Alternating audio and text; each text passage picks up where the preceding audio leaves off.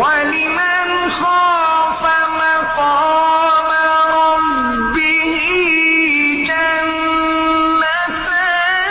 فبأي آلاء ربكما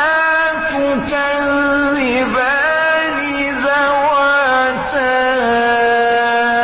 أفنان فبأي آلاء ربكما تكذبان فيهما عينان تجريان فبأي